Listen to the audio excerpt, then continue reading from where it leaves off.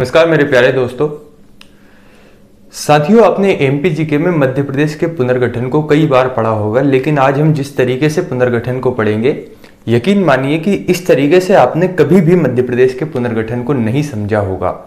तो प्रारंभ से लेकर अंत तक इस वीडियो को अच्छे तरीके से देखिए, और हो सकता है कि वीडियो थोड़ा सा लंबा हो, क्योंकि हम बहुत सारी बातें ऐसी जानेंगे जिनको आपने अभी तक मध्य प्रदेश के पुनर्गठन में पढ़ा ही नहीं। तो अगर मैं आज के टॉपिक की बात करूं तो हमारा टॉपिक रहेगा मध्य प्रदेश का पुनर्गठन। देखिए, अगर मैं बात करूं पुनर्गठन के बारे में तो मैं यहां पर दो तरीके से आपको बातें समझा सकता हूं। पहला यह कि भारत में 4 प्रकार की श्रेणियों के राज्य थे, लेकिन आप कहेंगे कि सर ये 4 प्रकार की श्रेणी आखिर बनी कैसे, क्या कारण रहे, उन कारणों को स्पष्ट कीजिए। तो उसमें हमें थोड़ा सा यहां पर कह सकते हैं समस्या आती है उन बातों को समझने में। इससे दूसरी समस्या कब उत्पन्न होती है कि जब हम 4 श्रेणी के राज्यों को समझ नहीं पाते, तो जब हम मेंस आंसर राइटिंग करते हैं, मेंस में आंसर लिखते हैं, तो उस समय हमें लिखने में कठिनाई होती है। तो मध्य प्रदेश के पुनर्गठन को हम वहां से समझेंगे जहां से भारत में राज्यों का गठन शुरू हुआ, किस प्रकार से भारत में राज्यों का पुनर्गठन हुआ। मेरे प्यारे दोस्तों, आपने देखा होगा कि जब हम भारत की बात करते हैं तो आप जानते हैं एक महत्वपूर्ण दिन 15 अगस्त 1947। देखिए, मैं बड़ा आराम से पढ़ाता हूं, हो सकता है आपको लगे कि सर तो बहुत धीमे पढ़ा रहे हैं, आप स्पीड बढ़ा लीजिए, लेकिन मेरे पढ़ाने का तरीका बड़ा धीमा है। बहुत धीमे तरीके से समझते हुए चीजों को हम पढ़ते हैं, भले ही टाइम थोड़ा सा ज्यादा लगे, लेकिन चीजें स्पष्ट होनी चाहिए। 15 अगस्त 1947, आप जानते हैं इस दिन भारत स्वतंत्रता प्राप्त करता है, या भारत को आजादी प्राप्त होती है। किससे? ब्रिटिशों से या अंग्रेजों से। तो 15 अगस्त 1947 को भारत आजाद होता है, भारत को आजादी प्राप्त होती है। इस दिन हमारे सामने कुछ चुनौतियां होती है। जैसे पहली चुनौती हमारे सामने यह थी कि हमें एक संविधान का निर्माण करना था, और दूसरी जो मुख्य चुनौती थी वह थी कि भारत में उस समय रियासतें थी, उन रियासतों में राजाओं द्वारा शासन किया जाता था। तो इन रियासतों को एकीकृत कर, इनका एकीकरण कर एक अखंड भारत का निर्माण करना, ये 2 बड़ी महत्वपूर्ण हमारे सामने चुनौतियां थी।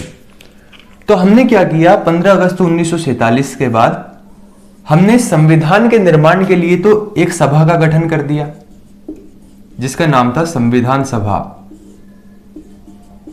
आपने पढ़ा होगा, जब आप पॉलिटी को पढ़ते हैं, भारत की राज्य व्यवस्था को पढ़ते हैं, तो आपने पढ़ा होगा कि संविधान सभा, जिसके अस्थायी अध्यक्ष डॉक्टर सच्चिदानंद सिन्हा और बाद में डॉक्टर राजेंद्र प्रसाद इसके स्थायी अध्यक्ष बनते हैं। तो हम उसी संविधान सभा की बात कर रहे हैं, जिसका काम था संविधान का निर्माण करना। लेकिन चुनौती यह थी कि अभी जो 565 प्लस रियासतें हैं, इन रियासतों का एकीकरण कैसे करें। तो इसके एकीकरण में एक व्यक्ति जिनको आप बहुत अच्छे तरीके से जानते हैं, सरदार वल्लभ भाई पटेल, इन्होंने इन रियासतों के एकीकरण में बड़ी ही महत्वपूर्ण भूमिका निभाई।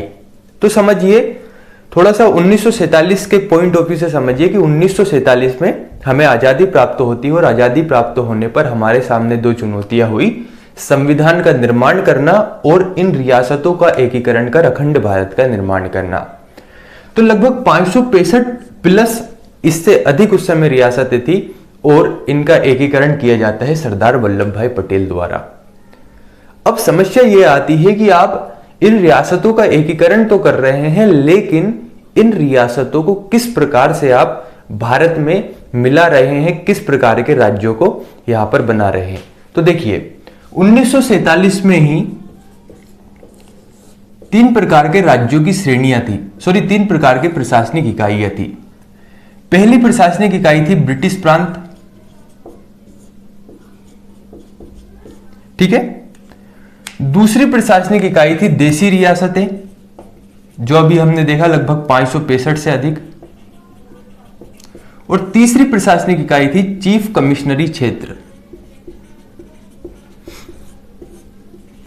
इसको अगर आपने अच्छे से समझ लिया तो आपके लिए कभी समस्या नहीं होगी पुनर्गठन को पढ़ने में, चाहे वह हम भारत के संदर्भ में बात करें या मध्य प्रदेश के पुनर्गठन की बात करें। तो 1947 में आजादी के समय 3 प्रकार की प्रशासनिक इकाइयां थी। पहला था ब्रिटिश प्रांत, दूसरी अगर हम बात करें तो देसी रियासतें, और तीसरा चीफ कमिश्नरी क्षेत्र। ठीक है, अब हुआ क्या यहां पर देखिए, 565 रियासतों का एकीकरण का हमें राज्य यहां पर बनाने थे। तो हमने यह कहा कि ठीक है, आप राज्यों का निर्माण तो करेंगे, लेकिन राज्यों के निर्माण में आप किस प्रकार से किन इकाइयों को किन राज्यों में या किस प्रकार के राज्य बनाएंगे, यह सबसे बड़ी समस्या थी। तो इसके लिए क्या किया गया, इसके लिए कहा गया कि यहां पर 4 प्रकार की श्रेणियों के राज्य बनाए जाएंगे। तो राज्य कैसे बने, 4 प्रकार की श्रेणियों के। ये 4 प्रकार की श्रेणियां कौन कौन सी थी? तो पहली श्रेणी में रखा गया पार्ट ए श्रेणी के राज्य, दूसरे बनाए गए पार्ट बी श्रेणी के राज्य, तीसरे पार्ट सी श्रेणी के राज्य, और चौथे पार्ट डी श्रेणी के राज्य।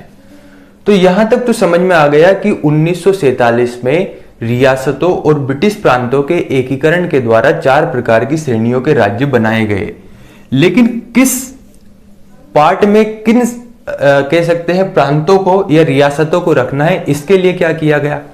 तो इसके लिए डिसाइड किया गया कि जो पार्ट ए श्रेणी के राज्य हैं, इन पार्ट ए श्रेणी के राज्यों में हम रखेंगे ब्रिटिश प्रांत को।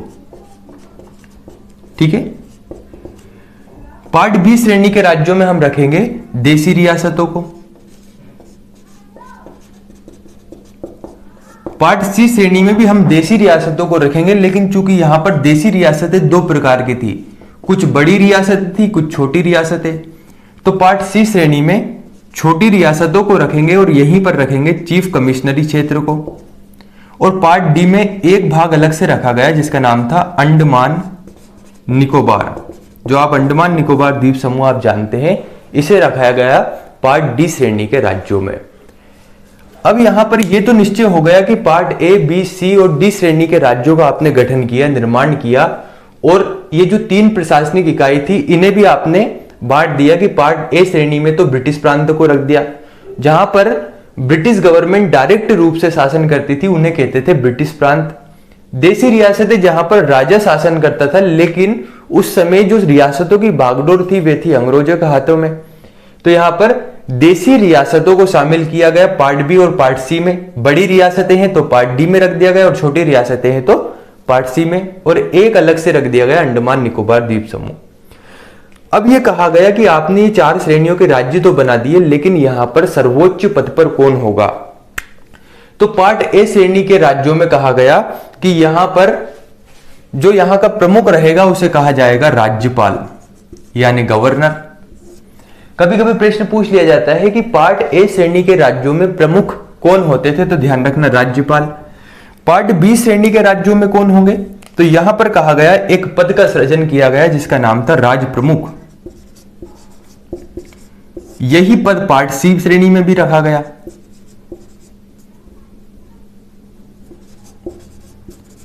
ठीक है, तो इस प्रकार से इन रियासतों और ब्रिटिश प्रांतों के एकीकरण कर 4 प्रकार की श्रेणियों के राज्य बनाए गए।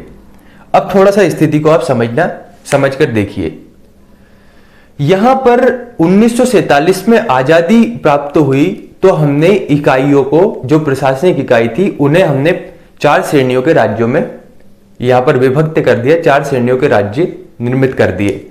लेकिन हुआ क्या, यहां पर एक सबसे बड़ी समस्या यह आई कि 1947 के पहले से ही यहां पर राज्यों के कह सकते हैं गठन को लेकर मांग चल रही थी, और राज्यों का गठन की जो मांग थी वे मांग थी भाषा के आधार पर। यानी कुछ जगह ऐसी थी जहां पर भाषा के आधार पर राज्यों का गठन होना चाहिए, ऐसी मांगे चल रही थी, और इन बातों को लेकर आंदोलन भी चल रहे थे। तो हुआ क्या कि भाषा के आधार पर राज्यों के गठन की मांग को लेकर कि वास्तव में क्या भाषा के आधार पर राज्यों का गठन करना उचित है या नहीं, इसको लेकर एक आयोग का गठन किया गया जिसका नाम था धर आयोग। यहां से प्रश्न बनते हैं, ध्यान रखना। हमें पृष्ठभूमि समझ रहे हैं, अभी हमने मध्य प्रदेश का पुनर्गठन शुरू ही नहीं किया है। तो 4 सदस्यीय एक धर आयोग का गठन किया गया। और इसका गठन हुआ 1948 में। ठीक है, एस के धर की अध्यक्षता में यह आयोग बना था और यह 4 सदस्यीय आयोग था, इसमें 4 सदस्य थे। 1948 में इस आयोग का गठन हुआ। इस आयोग का जो निर्माण किया, इसका जो गठन किया, वह किया था डॉक्टर राजेंद्र प्रसाद ने। इस आयोग का कार्य क्या था? इस आयोग का कार्य यह था कि जो भारत में भाषा के आधार पर राज्यों के गठन की मांग चल रही है, क्या यह वास्तव में उचित है अथवा नहीं, इसको लेकर यहां पर इस आयोग को जांच करना था और इस आयोग को अपनी रिपोर्ट प्रस्तुत करना था। तो एस के धर की अध्यक्षता में गठित धर आयोग ने इस बात की जांच की और अपनी समीक्षा, अपनी रिपोर्ट प्रस्तुत की। अपनी समीक्षा में कहा कि भाषा के आधार पर राज्यों का गठन जो आप कर रहे हैं वह उचित नहीं है। ठीक है, धर आयोग गठित हुआ भाषा के आधार पर राज्यों का गठन होना चाहिए या नहीं, इस बात को लेकर। लेकिन धर आयोग ने कह दिया कि आप भाषा के आधार पर अगर राज्यों का गठन करते हैं तो यह उचित नहीं है। ऐसी स्थिति में जो आंदोलन कर रहे थे भाषा के आधार पर राज्यों का गठन होना चाहिए इस बात को लेकर, वह आंदोलन थोड़ा सा तीव्र कर देते हैं। परिणाम स्वरूप इस एस के धर आयोग या धर आयोग की रिपोर्ट जो थी, ये जो रिपोर्ट थी, इसकी जांच करने के लिए एक समिति का गठन होता है जिसका नाम है जेवीपी समिति। जैसे यहां पर जवाहरलाल नेहरू, वी से वल्लभ भाई पटेल और पी से पट्टाभी सीतारामैया, कभी कभी समिति के सदस्यों का नाम पूछ लिया जाता है। तो 3 सदस्यीय इस समिति का गठन हुआ जिसका नाम था जेवीपी समिति। जेवीपी समिति का गठन हुआ है दिसंबर 1948 में। ठीक है, दिसंबर 1948 में जेवीपी समिति का गठन हुआ और इसको यह बताना था कि जो धर आयोग ने यहां पर कहा कि भाषा के आधार पर राज्यों का गठन उचित नहीं है, क्या वास्तव में यह सही है अथवा नहीं। तो जेवीपी समिति ने भी जांच शुरू की और यहां पर कहा, अपनी रिपोर्ट प्रस्तुत करते हुए इन्होंने अपनी रिपोर्ट अप्रैल 1949 में अपनी रिपोर्ट प्रस्तुत की और उसमें कहा कि जो धर आयोग ने कहा कि भाषा के आधार पर राज्यों का गठन नहीं होना चाहिए, इससे देश की एकता, अखंडता को खतरा है। साथ ही यहां पर प्रशासन आप सुचारू रूप से संचालित नहीं कर सकते, अर्थात भाषा के आधार पर राज्यों का गठन उचित नहीं है।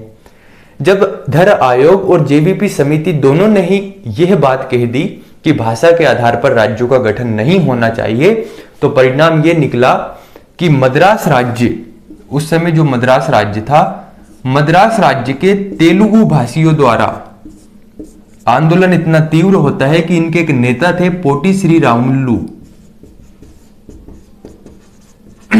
इनका नाम आपको ध्यान रखना है। 58 दिन के आमरण अनशन के चलते मद्रास राज्य के तेलुगु भाषियों के नेता पोटी श्री रामुल्लू का निधन हो जाता है।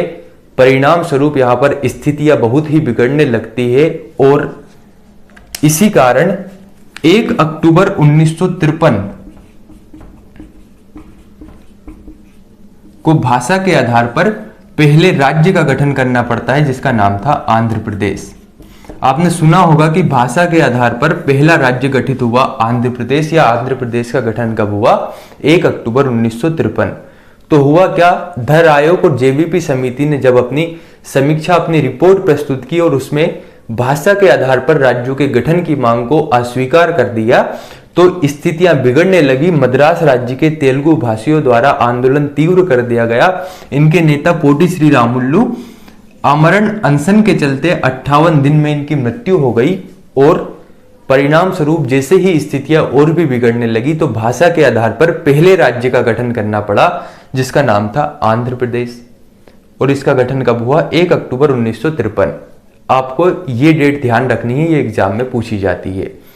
अब हुआ क्या कि केवल मद्रास में ही भाषा के आधार पर राज्यों की मांग नहीं चल रही थी, बल्कि भारत के अलग अलग हिस्सों में भाषा के आधार पर राज्यों के गठन की मांग चल रही थी। तो जब भाषा के आधार पर पहला राज्य आंध्र प्रदेश बन जाता है तो अन्य राज्यों के जो आंदोलनकारी थे इन्हें इस बात को लेकर थोड़ा सा बल मिलता है और यह भी भाषा के आधार पर राज्यों के गठन को लेकर यहां पर आंदोलन तीव्र करते हैं। परिणाम स्वरूप यहां पर एक आयोग का गठन करना पड़ता है, जिसका कार्य था कि हम किस प्रकार से यहां पर अब राज्यों का निर्माण करें या भाषा के आधार पर कैसे निर्माण करें। तो 29 दिसंबर 1953 को राज्य पुनर्गठन आयोग का गठन किया गया, द स्टेट रीऑर्गेनाइजेशन कमीशन का गठन किया गया 29 दिसंबर 1953 को, और यह आयोग अक्टूबर 1955 में अपनी रिपोर्ट प्रस्तुत करता है। अगर हम इस आयोग की बात करें तो यहां से दो प्रश्न अधिकांश बनते हैं। पहला तो कि इसका गठन कब हुआ, और दूसरा यह कि इसका गठन किसकी अध्यक्षता में हुआ। तो ध्यान रखना, जस्टिस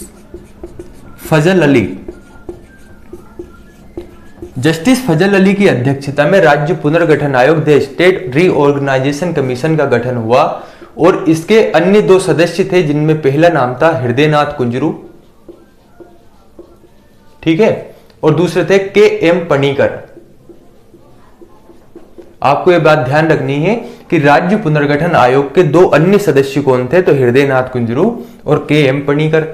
अक्टूबर 1955 में राज्य पुनर्गठन आयोग अपनी समीक्षा, अपनी रिपोर्ट प्रस्तुत करता है, और यह कहता है कि सबसे पहले आपको क्या करना होगा, आपको एक कार्य करना होगा कि जो आपने 4 श्रेणियों के राज्य बनाए,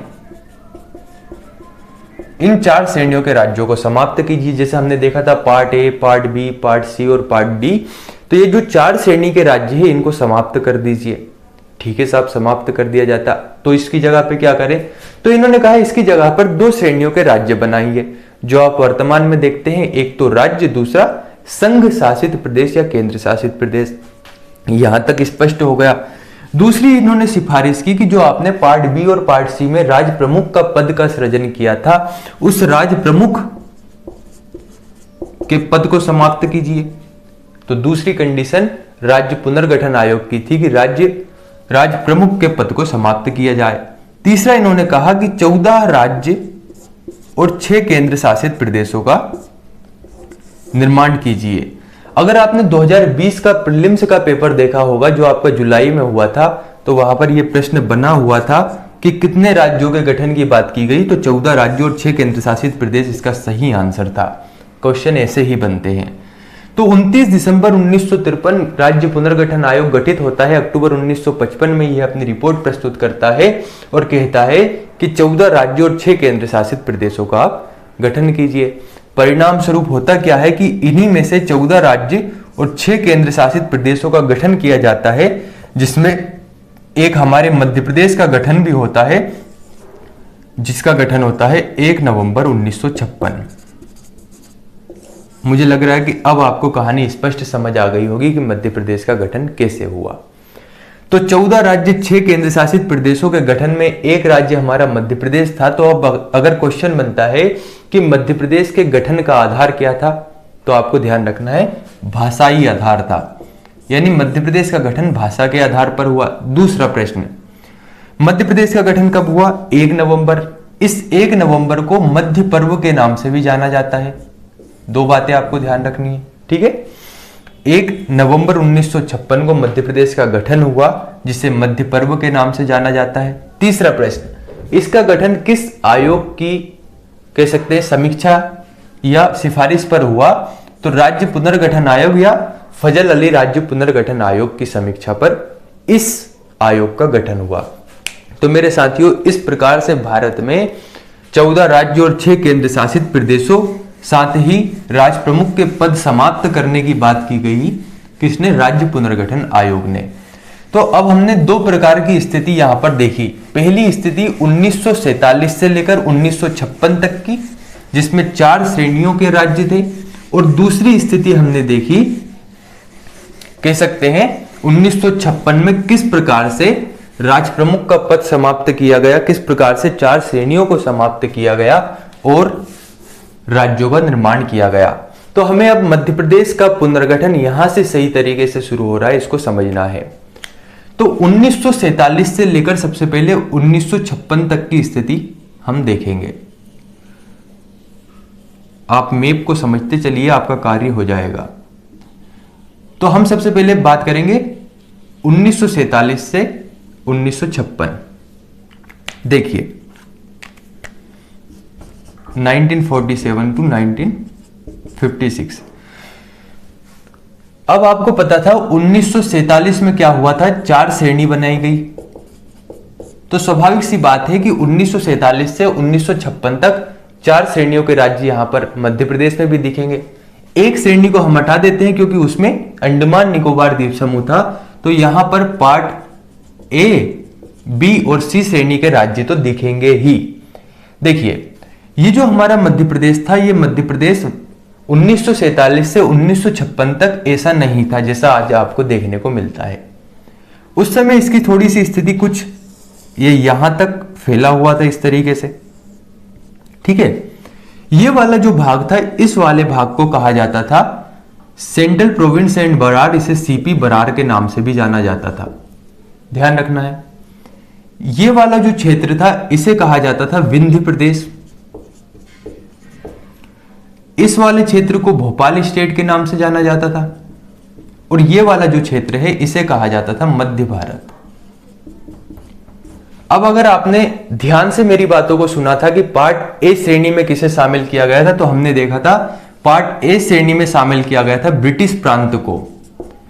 तो यहां पर नाम से ही आपको लग रहा होगा CP Berar, central province and Berar. तो ये वाला जो भाग था, ये वाला भाग था ब्रिटिश प्रांत। यहां पर प्रत्यक्ष रूप से उस समय ब्रिटिश गवर्नमेंट शासन कर रही थी, तो इस वाले भाग को शामिल कर दिया गया किसमें, पार्ट ए श्रेणी में, ठीक है। अब आपसे पूछ ले कि पार्ट ए श्रेणी में किसे शामिल किया गया मध्य प्रदेश के संदर्भ में, तो सीपी बरार या central province and Berar. Berar यहां पर बाद में मिलाया गया था, हैदराबाद की एक रियासत थी बरार, जिसे बाद में सेंट्रल प्रोविंस एंड बरार में मिलाया गया। दूसरा, इसकी राजधानी बनाई गई नागपुर। तीसरा ये कि हमने देखा था कि यहां पर एक प्रमुख पद था जिसका नाम था राज्यपाल का पद। तो यहां के राज्यपाल किसे बनाए जाए, तो यहां के राज्यपाल बनाए गए ई राघवेंद्र राव। आपको ध्यान रखना है कि पार्ट ए स्टेट के जो राज्यपाल बनाए गए वे बनाए गए थे ई राघवेंद्र राव। यहां के सीएम यानी कि मुख्यमंत्री बनाए गए पंडित रविशंकर शुक्ल। आप जानते भी हैं मध्य प्रदेश के पहले मुख्यमंत्री कौन है, पंडित रविशंकर शुक्ल। तो इस प्रकार से 1947 में CP Berar, central province and Berar का विलय भारत संघ में, आपका पार्ट ए स्टेट में किया जाता है और यहां की राजधानी नागपुर बनाई जाती है। बड़ा महत्वपूर्ण प्रश्न है कि सीपी बरार की राजधानी क्या थी। यहां के राज्यपाल बनाए जाते हैं ई राघवेंद्र राव और यहां के मुख्यमंत्री बनते हैं पंडित रविशंकर शुक्ल, ठीक है, यहां तक क्लियर। अब हमने देखा था पार्ट बी श्रेणी। पार्ट बी थी जिसमें देशी रियासतों को रखा गया था और यहां पर राज प्रमुख का पद होता था। लेकिन मेरे प्यारे दोस्तों, यहां पर क्या था, हमने देखा था बड़ी रियासतों को रखा गया था। तो ये वाला जो भाग था, यहां पर थी लगभग 25 रियासतें। इस वाले भाग के 25 रियासतों को मिलाकर 22 अप्रैल 1948 में इस वाले भाग की लगभग 25 रियासतों को मिलाकर पार्ट बी स्टेट बनाया जाता है या पार्ट बी श्रेणी के राज्य बनाए जाते हैं। जैसे कि यहां पर सिंधिया रियासत थी, ग्वालियर में होलकर रियासत थी, इंदौर में इस प्रकार से बड़ी बड़ी रियासतें थी। तो बड़ी बड़ी रियासतों को मिलाकर पार्ट बी श्रेणी के राज्य को बना दिया जाता है जिसका नाम था मध्य भारत। इसमें 22 अप्रैल 1948 को इसे बनाया जाता है और लगभग 25 रियासतों को इसमें शामिल किया गया। अब यहां पर इसकी 2 राजधानी बनाई गई। पहली राजधानी थी ग्वालियर और दूसरी राजधानी थी इंदौर। 2 बातें आपको ध्यान रखना है। तीसरी बात यह कि हमने देखा कि जो पार्ट बी स्टेट था यहां पर होता था राज प्रमुख का पद। तो यहां के राज प्रमुख बनाए गए लीलाधर जोशी। बड़े ही महत्वपूर्ण प्रश्न है, यहां से प्रश्न बनते हैं, आपको ध्यान रखना है। अगर आप इन फैक्ट को ध्यान नहीं रखते तो यकीन मानिए आपके प्रश्न गलत होने हैं। तो आपने देखा राज प्रमुख का पद 1956 के बाद समाप्त हुआ, यानी 1956 से पहले मध्य प्रदेश में भी राज प्रमुख का पद होता था। तो यह हो गया पार्ट बी स्टेट जिसमें ग्वालियर और इंदौर 2 राजधानी हो गई और राज प्रमुख का पद लीलाधर जोशी का था। इसके बाद इस वाले भाग की बात करें तो इसे कहा जाता था विंध्य प्रदेश। हमने कहा part C state. Part C state में छोटी रियासतों को और चीफ कमिश्नरी क्षेत्र को रखा गया। तो यहां पर छोटी रियासतें जैसे कि भोपाल उस समय एक छोटी रियासत थी, विंध्य प्रदेश में कुछ छोटी रियासतें थी। तो मेरे साथियों यहां पर क्या किया गया, बुंदेलखंड और बघेलखंड की लगभग 38 रियासतों को मिलाकर विंध्य प्रदेश का निर्माण किया गया और इस विंध्य प्रदेश को रखा गया पार्ट सी श्रेणी में। तो ध्यान रखना, अगर पूछ लिया जाए कि पार्ट सी श्रेणी में कौन सा था, तो विंध्य प्रदेश था और इसी पार्ट सी श्रेणी में था भोपाल स्टेट। तो इस वाले भाग को कहा जाता था विंध्य प्रदेश। इसकी राजधानी बनाई गई रीवा, ठीक है, यहां की राजधानी बन जाती है रीवा और यहां के मुख्यमंत्री बनाए जाते हैं, मैं यहां लिख रहा हूं ध्यान रखना, पंडित शंभुनाथ शुक्ल। पंडित शंभुनाथ शुक्ल विंध्य प्रदेश के मुख्यमंत्री बनाए जाते हैं और यहां पर भी राज प्रमुख का पद था। तो यहां के राज प्रमुख बनाए जाते हैं महाराजा मार्तंड सिंह देव, यहां के राज प्रमुख बनाए जाते हैं। तो साथियों 1947 से 1956 तक ये हो गए पार्ट ए, पार्ट बी और पार्ट सी। अब आपको ध्यान रखना, एक प्रश्न यहां से ये बनता है कि भोपाल स्टेट का भारत संघ में विलय कब हुआ। तो 1 जून 1949 को पार्ट सी श्रेणी में भोपाल का विलय होता है। कह सकते हैं पार्ट सी जो कि भोपाल स्टेट था पार्ट सी श्रेणी में, इस भोपाल का विलय भारत संघ में होता है 1 जून 1949 को। तो साथियों 1947 से 1956 तक ये कुछ स्थिति थी मध्य प्रदेश की, ठीक है। अब हम बात करेंगे कि हमारा वर्तमान मध्य प्रदेश कैसे बना, जिसमें हम जिलों को भी जानेंगे और हम जानेंगे कि 1956 में जो पुनर्गठन हुआ जिसमें राज प्रमुख का पद समाप्त किया गया, ये 4 श्रेणियों के राज्य समाप्त किए गए। तो वर्तमान मध्य प्रदेश का गठन कैसे हुआ, इस बात को समझेंगे हम अगले वीडियो में। थोड़ा सा वीडियो लंबा हो गया, इस चक्कर में हम अगले वीडियो को बनाएंगे जिसमें यहाँ के जिलों को समझेंगे और बात करेंगे यहाँ पर हम कह सकते हैं कैसे इसका पुनर्गठन किया गया। धन्यवाद।